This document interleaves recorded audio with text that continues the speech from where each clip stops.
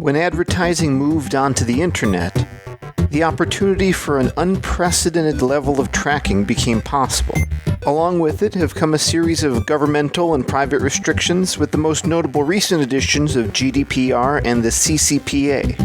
Although we may not have a consensus on what privacy is or how we preserve it, any reasonable person should agree an internet user has a right to some amount of privacy. A mechanism for people to signal about their privacy preferences is therefore very important.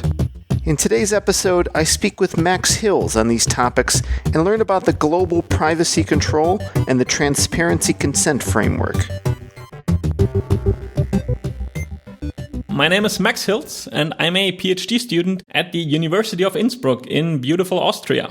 And what are you studying in your PhD program? So my PhD, I'm here in the Security and Privacy Lab. My PhD is mostly about privacy preference signals, which I guess is an unwieldy academic word which refers to cookie dialogues, do not track headers, and all those kinds of standards that communicate how we want our personal data to be processed online. When you're saying signals, I guess, if I click accept, or I could also click reject, I'm sending back a 1-bit signal there to the site. Are there other signals in play? Yes. So maybe if we go back to the 1990s, what we see there already in 1997, in the early internet, people were trying to figure out how do we communicate privacy policies? How do we communicate privacy preferences online? And back then we had the Platform for Privacy Preferences, which was the first major privacy standard. Think of massive XML documents describing your privacy policy. Think of Internet Explorer 6 with small little bird icons in the bottom row where it tells you that this website conforms to your policy request and this one does not. That was very early on with complex technology. If we go a bit less in the past, then we end up with do not track, which I guess some of the listeners will be familiar with. The idea here was that I just tell my browser I do not want to be tracked, and then my browser would include a single bit HTTP header with every request. So whenever I make a request to a website, I would just communicate that I do not want to be tracked. So that is exactly, as you said, this single bit thing. But more recently, if we look at cookie dialogues, what we find there is a standard developed by ad tech companies. And yes, if you click accept there, then that is a single bit, so to speak. But of course, in most of those dialogues, you also have the option to say, I want to customize my settings. And then you can select specific purposes for which you want data processing to happen, or specific vendors which you want to process your data, and so on. So those signals really vary from very binary, as we have it with do not track, to complex signals as we see in modern cookie dialogues. So with a signal like do not track, I don't want to sound like someone who wears a tinfoil hat, but it just sounds like me showing up and saying, please don't track me, and the onus is really on the site. Is there anything more to it? So that is an excellent point. So do not track was basically started as the proposal from some privacy advocates, and then it went the whole standardization route through the World Wide Web Consortium. And there you had browser vendors, privacy advocates, advertisers, all trying to agree on this standard, on this signal. And yeah, as you say, those signals only make sense if you both have a sender who's willing to send the signal and you have a receiver who's actually willing to listen. And now the fun part about working or observing ad tech is that ad tech is not really interested in hearing from you that you don't want your data to be processed. So what happened in the case of do not track is that at some point Microsoft decided, we have this super privacy friendly operating system and we have this super privacy friendly browser. We now want Internet Explorer to send this header by default because, PR wise, that's a good thing. We are this privacy browser, yada, yada. Of course, AdTech at this point realized, oops, so now everyone is going to send that by default. And if we now actually would respect that signal, we could do much less targeting, build much fewer profiles of users. So the moment Microsoft said, hey, we want to turn that on by default, AdTech then said, also we don't want to respect that standard, so we withdraw from the working group and we just leave it as that. And the problem with do not track is precisely that. I as a user can send that signal, but I essentially need to hope for the goodwill of the recipient to respect that signal. And AdTech has other priorities, so unless there's some legal backing behind that, this is something that just does not happen, and this is why do not track failed. Well, everyone has had that experience where, let's say, one time I bought flowers for my wife for Valentine's Day, and for the next 6 months, I'm getting flower ads to myself. Everyone's had kind of a silly experience like that, to the point where you might ask, are ad tech companies really getting value out of this tracking? Why are they so bent on trying to keep their hands on this? So yes, I think I should mention, of course, you have other approaches. You could have ads that are completely contextual. So, for example, I have a birdwatching website, and on that website, I would put ads for, improved goggles or birdwatching books. I don't need to build personalized profiles for that. So just to name one more instance, if I go to the Data Skeptical website, you work with an ad company that only builds those kind of contextual ads, and there's no tracking involved. Now, the question is, how much value or what is the benefit of doing all this personalization? And the opinions here differ a lot, and it's very hard to quantify that. But basically, the hypothesis is that if you have more information on the person viewing that website, then you can serve ads that are at least as good. And that means you make at least as much money as if you wouldn't do it. So given that there's very little cost for you in collecting this data, why would you not collect this data? More specifically, in particular for small companies that trying to reach niche interests, having the capability to serve targeted ads can be really enabling a business. I don't want to defend it in any way, but having personalized ad profiles can, of course, be beneficial for smaller companies. Sure, yeah, I don't think I object to it in general. Like the birdwatching example, I mean, if you have a great site that's highly targeted that way, it's an opportunity for an entrepreneur that does something for that niche audience to connect with that audience. I think there are aspects of it we want where we wouldn't necessarily want a total, do not track anything. I'd really like to let people track me a little bit or something like that. Are there intelligent controls where I can signal in that way?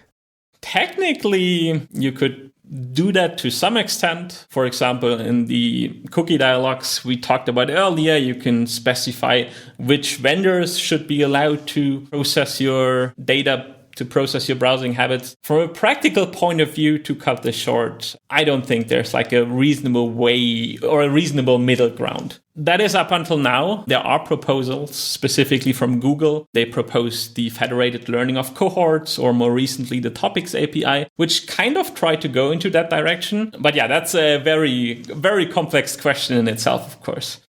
Absolutely. Well, we touched on P3P and do not track. Are there other milestones on the history lesson, attempts to give a privacy standard that have or haven't worked to some degree? As I mentioned, the first one really was P3P that failed. Then we had do not track that failed as well. In between, there were some attempts from edtech companies to have like global opt-out sites. I claim that never really took off either. The first thing that really now has been widely embraced is the TCF standard, which interestingly is not developed in an open consortium, but is developed by essentially the edtech industry itself. So the Interactive Advertising Bureau in Europe, they developed that as like a reaction to GDPR, the privacy law in the EU. And yeah, they essentially work together with publishers to, in a way, force this standard and force those cookie dialogues upon users. So that one has been successful. Now, in the last 2 years, we've seen a few attempts to push back on that. I think the maybe most noteworthy attempt here is GPC, and that's the Global Privacy Control. What I find really interesting here is GPC is, from a technical point of view, exactly the same as do not track. It is still a single bit header. It's a very simple signal. But what the GPC people did is they essentially said, when I send you this signal has a very specific legal meaning. Specifically, they say for users from California, where you have the California Consumer Privacy Act, CCPA, if I send you the GPC signal, that specifically means or invokes the do not sell clause in the CCPA. So we've talked about this earlier with do not track. AdTech just said, yeah, interesting proposal. Thank you very much. We'd rather not. With GPC, it doesn't quite work that way because now there's actually a law backing this. And this law backing this now means that AdTech has to, answer some tricky questions on why would they ignore that signal. So there we have like a promising new signal, which is more designed by privacy advocates compared to the TCF, which really is just cookie dialogues made to the interests of AdTech. Is there anything, obviously there are laws, at least in the state of California, that companies have to comply with. Realistically, is anyone going to get caught if they don't follow the law? I am not your lawyer. This is not legal advice. For your small website, I think you can make reasonable arguments that you might get away with it. That being said, if you are somewhere in the top 100,000 websites, give or take, what we see is there are automated attempts at enforcing such standards. So here in Austria, actually in Vienna, we have NOIB, None of Your Business, which is a non-profit. And what they do is they crawl large portions of the web. Then they check if those websites are, targeted towards EU users. And if they are, they check if they use conforming cookie dialogues. And if they don't, then they will automatically file complaints for those or first notice those websites. And if they still remain non-compliant, then they will automatically enforce or file complaints against those websites. So long story short, if you're a large website, then yes, people eventually will probably look at you. If you're a small website, it may take a few years. Thanks to our sponsor, ClearML. ClearML is an open-source MLOps solution users love to customize. It helps you easily track, orchestrate, and automate ML workflows at scale. Machine learning is no fad. Your organization is only going deeper on investment. Don't let this be a source of technical debt. ClearML can improve every step in your ML workflow, making it a tool loved by data engineers, ML engineers, DevOps people, and data scientists alike. ClearML is hands down the best collaborative ML tool with full visibility and extensibility. As a contributor on a machine learning team, ClearML amplifies your efforts.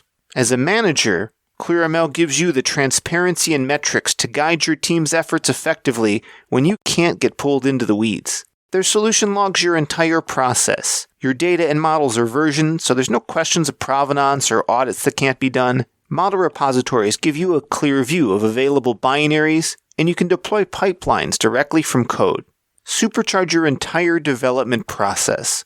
Go check out ClearML today. Visit clear.ml to get started.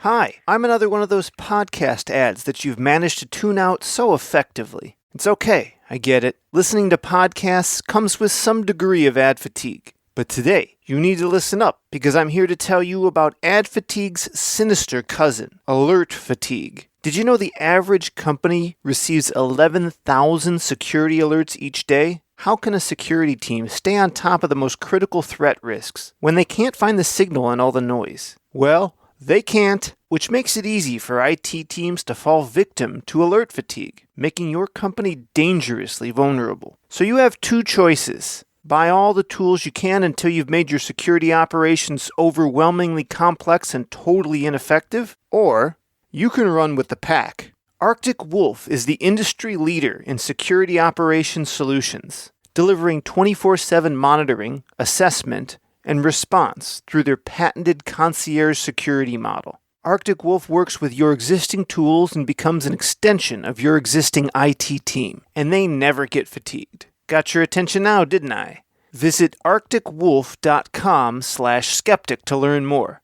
That's arcticwolf.com/skeptic. Well, from a consumer's point of view, someone who's maybe not, an extreme privacy advocate where every action they take is something they want to anonymize and they're on Tor and all these things, but a typical person who has some concerns of their privacy, what are the selling points where they would want to get behind the transparency and consent framework and say, I appreciate this and I hope sites will adopt it? The transparency and consent framework, the TCF, is really that standard developed by EdTech. From my perspective, this standard serves the interests of one party, and that is EdTech. And from a consumer, there's really nothing to be gained from adopting that standard. Put differently, for consumers, it's not even a question if you want to adopt that standard, because in the end, it's websites which decide that they want to use those cookie dialogues, and they just shove those cookie dialogues in your face, so you have little choice of adoption as a user, really. I have to confess, I don't think I've ever clicked in the negative on one of those. I'm just kind of always auto-accepting. What might I expose myself to being a little careless in that regard? First, let me say you're not the only one. I know of lots of people who do research in the field who also click accept, and they have a very simple rationale. First off, clicking accept is almost always quicker. Technically, it shouldn't be that way. GDPR is very clear that choices should be equal, but practically clicking accept is one click, and if you had done that dance at least once, you would have seen that after clicking more options, you need to wait for more stuff and more stuff and more stuff. We did one paper at IMC 2 years ago where we measured that specific dialogues took at least 30 seconds to complete if you want to reject. And at this point, of course, you're just training users to always click that accept button. What happens to you? Well, that kind of depends. Essentially, what happens is AdTech will build a personalized profile of you, and then when asked, they will claim that you fully consented to building that personalized profile. Is that a concern for you? If you just, send flowers for Valentine's Day to your wife, probably not as much. But now we're back in the I have nothing to hide debate. And at this point, I think we can shorten that to, maybe you do not want to be tracked everywhere you're going.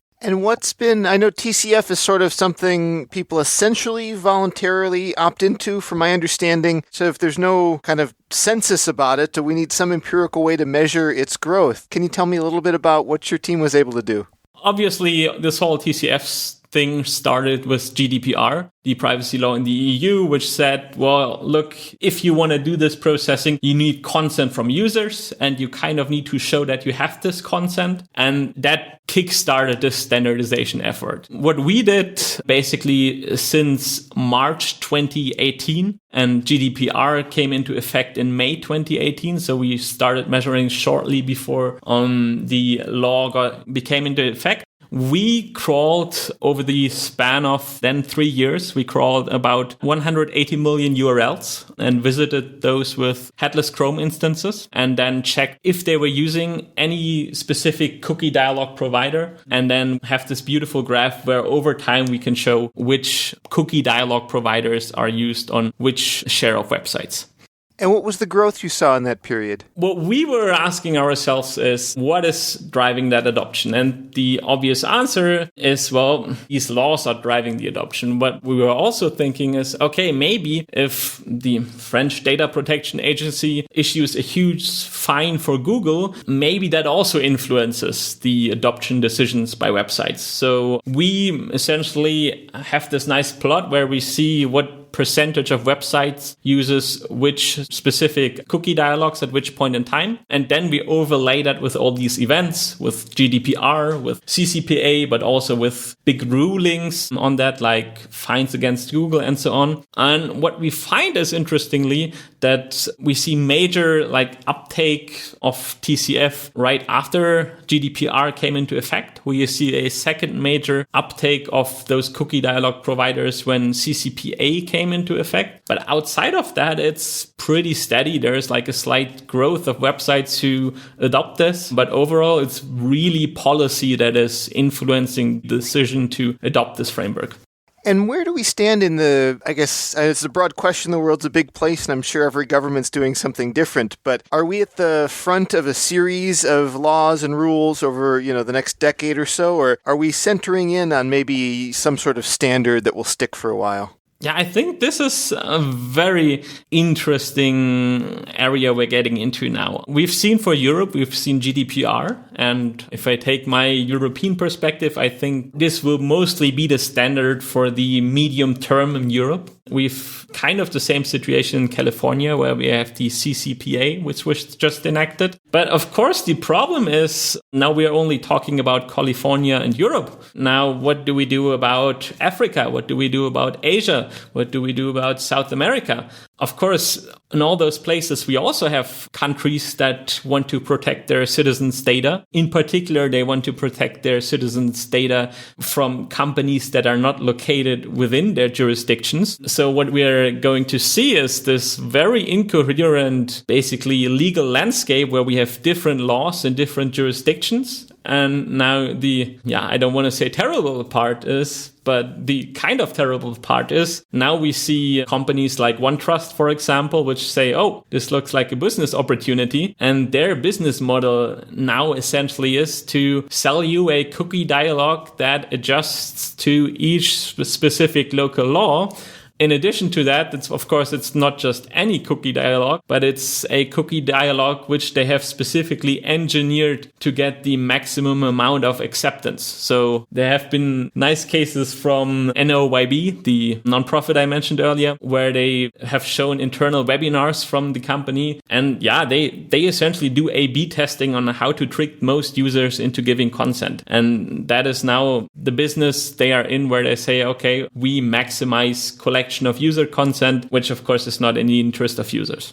Yeah, there's a part of all of these privacy initiatives that, I think they're all very well intentioned, but our user agreements seem to get longer. Our likelihood of accidentally hitting accept and not even knowing what we just clicked that was 100 pages of explanation and forms, that maybe we're just kind of creating this layer of pollution the first time we visit a website. Do you think that's an overly cynical view about the effort so far, or could something more fundamentally in a different direction really make this a more cohesive exchange between the person who wants to protect their privacy and the person who wants to track them?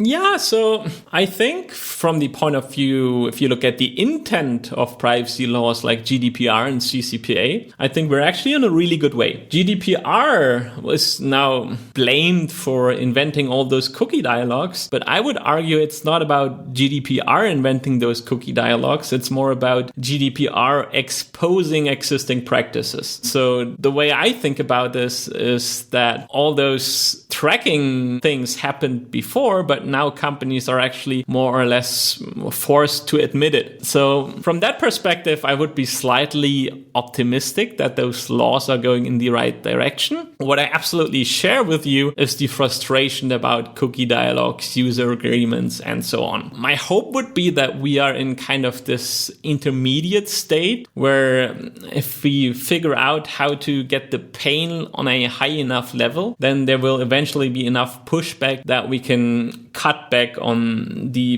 data processing practices that are employed in the industry. So that will be the hope. And I think to some extent that's successful. If you, again, look at the Data Skeptics website, you managed to get by without a cookie dialog because you decided not to show those privacy invasive ads. And well, I wasn't involved in this process, obviously, but what I see here is that, well, those laws having a good effect. So maybe we get to a better point with less annoying pop-ups in the future. I think GPC and similar signals could really pave the way here. Well, when it comes to the tracking options I have, or at least the policies that are being discussed, it seems that at some level I have to trust that the site is going to comply with the standard and follow the laws. Is there anything we could go above and beyond that and get sort of a mathematical guarantee or something along those lines? I think the part we have to clarify here that when we talk about privacy preference signals, we are almost universally in the domain of soft privacy, meaning there's no encryption that makes sure that data is not leaked. It's always hoping that the other party actually respects the signal and creating incentives that the other party respects the signal. For instance, we have laws that incentivize those companies to actually respect what users want. If we think more about hard privacy, I think we see some proposals there. Maybe the most noteworthy part is the Topics API proposal from Google. And there, the idea is essentially to kill all third-party cookies, but instead, right in the browser, have an API which websites can query, and the website will then be told some reasonably high-level interests from the user. So you don't have this third-party tracking, but you have your own browser telling the website, look, again, I am interested in bird watching, although bird watching might be a bit specific, but that's the high-level idea. And what I find really interesting here is if we look at past privacy preference signals, it's always kind of good versus bad. It's either a signal that is heavily favored by ad tech or it's a signal that is heavily favored by privacy advocates. But unsurprisingly, there's not this signal where both parties says, oh, this looks great. With the Topics API that Google has proposed, we're now at the point where Google is saying, oh, this is something which we entertain, which we may implement in Chrome. And the rest of ad tech is more or less not in the same boat. Because what Google is proposing is really a protocol that has very clear winner-takes-it-all mechanics. The ability not to set third-party cookies is bad for Google, but it is much worse for all the other ad tech companies out there. So you could see Google thinking, okay, how about we get rid of this, which is bad for us, but even worse for everyone else? And maybe that solves all the problems under the premise of building more privacy-friendly technology. So that's a really interesting area to me, because here we are really at a point where ad tech itself has conflicting objectives. And yeah, maybe, I don't know, maybe we get some smearing, some entertainment. It's going to be in interesting times. So if we look into the future and assume that the Google Topics API is well adopted and that becomes the main mechanism by which a site is going to pseudo-personalize the results for me, it can just know my topics. Is that something I configure, or does my browser learn that about me? How do the values get set? This is really very early in the process. They have just released the proposal very recently. The way they intend it right now is that the browser automatically learns that from you, from your browsing behavior. So your own user agent, your own browser would watch you and then communicate parts of your interests to specific sites. But of course, I think it is up to debate to also make that visible to users or configurable to users. But so far, that's not part of the core proposal as they have proposed it so far. Well, I hope this question isn't too personal, but as someone who thinks a lot about privacy, I'd be very curious to watch your day-to-day operations on your own computer. Would I see you using a VPN and Tor and DuckDuckGo and Proton Mail and all these anonymity tools for your everyday searching, or would I find you in the same things I get off the shelf? What I will say about VPNs, that I think there's a lot of misinformation on what kind of privacy benefits they would provide you. And I would argue in many cases, they might even be tracking you more than you would think. There's an excellent video on this from a YouTuber named Tom Scott. I think we can probably link that somewhere in the podcast description. It's just a few minutes.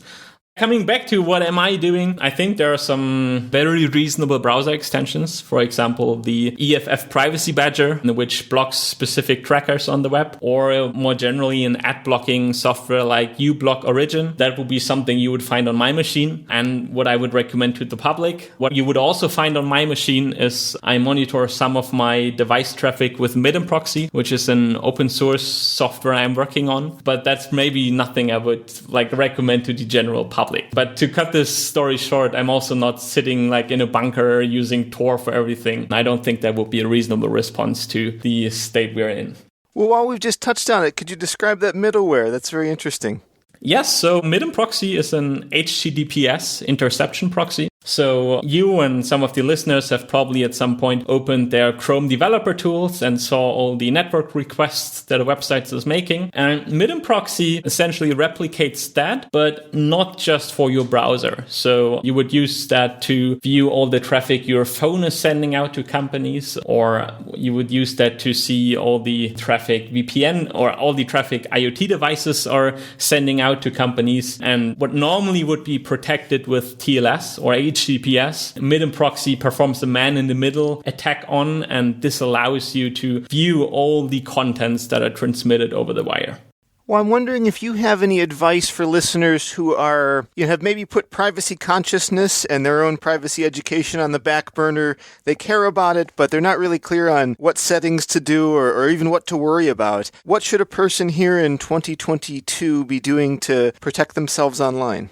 If you are just a regular internet user, what I would recommend doing is using software like ad blockers that make sure that most trackers on the internet cannot or will not be reached anymore. My tool of choice here would be uBlock Origin. Outside of that, from a pragmatic point of view, if you see a cookie dialog, you have my permission to click accept. I know it's bad, but at the same time, it saves you time. Nobody wants to be bothered by that. If you want to send like a meaningful signal against that, maybe think about adopting a browser or a browser extension that supports GPC, the global privacy control, which sends like this counter signal stating, hey, I do not want to be tracked. That's another very interesting open question. What actually happens if you have conflicting signals? If you have this TCF signal, which says, oh, the user clicked accept, but at the same time, you have this GPC signal, which says, oh, I do not want to be tracked. It's kind of still in the air what's going to happen in these cases. I think lawyers need to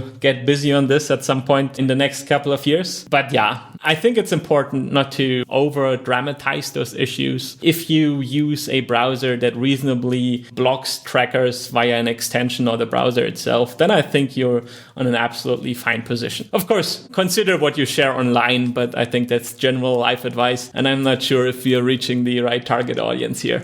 Well, to wind up, I'm curious if you'd be open to speculating a bit on what an ideal world might look like. A lot of the standards we've discussed have kind of emerged from, a coalition, whether that's formal or loose, and people saying, no, we will or won't follow that. In my mind, as an engineer, I feel like I want some dashboard with a bunch of knobs and switches and things I can fine-tune to my own needs, but I realize the average consumer is going to be overwhelmed by that. What controls are reasonable to make a person aware of, and what's the ideal situation where we can allow people to signal exactly what their intentions are?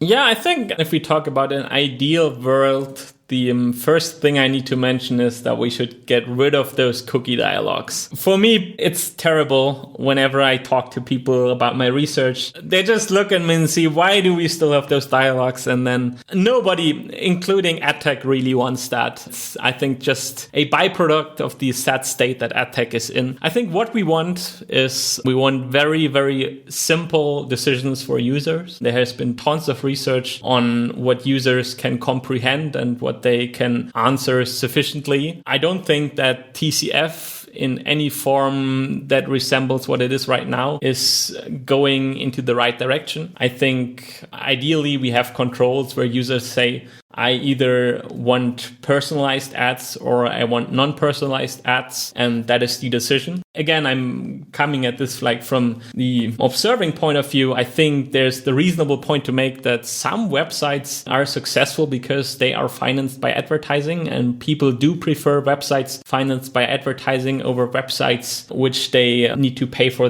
with money. And from that perspective, I don't think ads is something we should like condemn or say they should go away. Without ads, we wouldn't have this podcast, as a matter of fact, I guess. So the question really is, how can we keep ads alive and efficient while stopping to build those massive personalized profiles? Because that is really the part that irks me about the whole thing, that this shouldn't be necessary and that we should like get rid of that part. How? I don't know, but I think it's a super interesting space. The proposals we have from very different stakeholders, very cool to discuss. Say, be it the topics API, be it GPC, be it the more AdTech-led initiatives. I think at some point maybe we get to a compromise here which does not involve cookie dialogues, and at that point I'm happy. Well, very cool. I look forward to watching the journey and seeing if we can get to exactly that point. Max, where can people follow you online? Yeah, if you want to follow me online, I'm mostly active on Twitter. It's Maximilian Hiltz. Other than that, if you are interested in seeing what your own device sends out, check out the Midem Proxy website on midemproxy.org. I will say that this is really quite a technical tool and maybe not be up for everyone. But if you are interested in those privacy topics and you want to see what your local town app is doing, I don't know, then this is something you should explore. Absolutely. We'll have a link to that in the show notes as well. Max, thanks again for coming on Data Skeptic. Thank you so much.